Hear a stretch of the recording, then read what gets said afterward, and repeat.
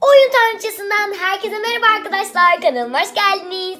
Bu videoda sizler için kar sprey ile harika bir yılbaşı slime yapacağız arkadaşlar. Evet, önceki videolarımda görmüşsünüzdür. Bir tane yılbaşı slime yapmıştık. Ancak pek de güzel olduğunu söyleyemem. Ben beğenmedim ama takipçilerimin bazıları beğenmiş. Evet, bugün tekrar bir yılbaşı slime yapıyoruz ama neyle yapıyoruz? Kar sprey ile yapacağız arkadaşlar. Zaten Hazal İrem Yürek seven arkadaşımız bayağıdır istiyordu ve ben de çok aksatmıştım. O yüzden bugün böyle bir video çekiyorum. Yılbaşına da az kaldı. Ben şenleniyorum arkadaşlar. Böyle güzel bir dekor hazırladım. Hadi o zaman hemen videomu uzatmayıp hemen slime yapımına geçiyorum. Arkadaşlar bakın, bu sefer farklı bir arka plandayım. Çünkü bu kar spreyime falan çok yakıştığını düşünüyorum bu arka planın. Şimdi tamam, yine çok uzatıyoruz. Hemen başlıyorum. Öncelikle 100 mililitrelik ölçütümün üstüne 100 mililitrelik tutkalımı dökmekle başlıyorum. Tutkalımı dökmekle başlıyorum. Arkadaşlar siz şeffaf da kullanabilirsiniz. Ben evde bulduğumu kullanıyorum. Umarım güzel olur. Karıştırıyorum.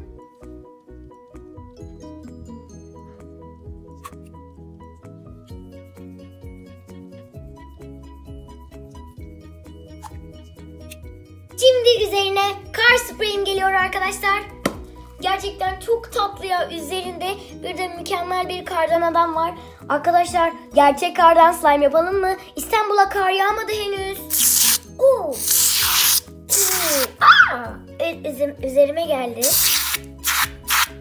Oo, gerçek kar gibi, çok değişik.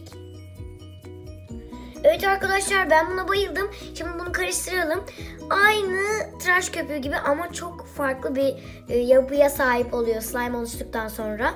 Şimdi bunların ikisini güzelce karıştıracağım. Ve üzerine bir miktar arkadaşlar mavi boya ilave edeceğim. Hani yani ben renginin öyle olduğunu düşünüyorum.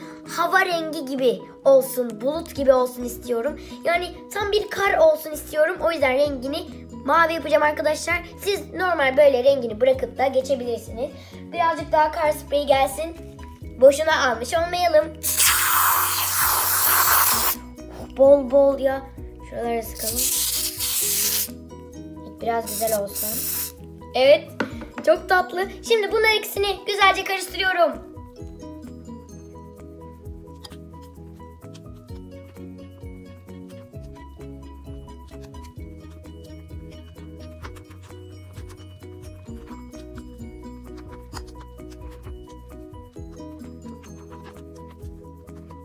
Evet arkadaşlar, rengimi ekledim ve bir miktar daha üzerine kar spreyi sıktım.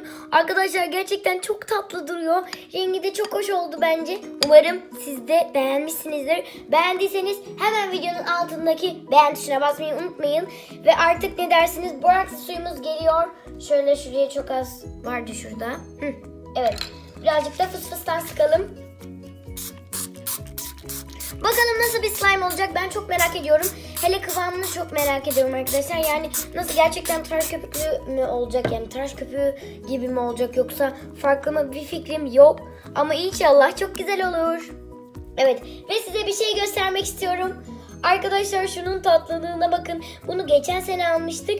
Çok tatlı, bu bir rengeyi. Çok tatlı.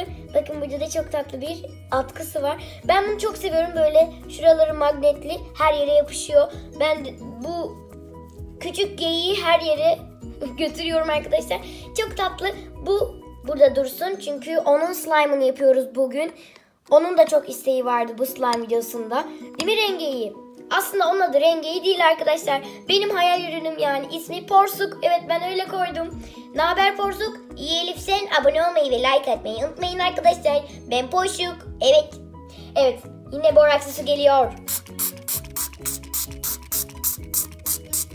Evet arkadaşlar, sonunda slime'ımı oluşturdum.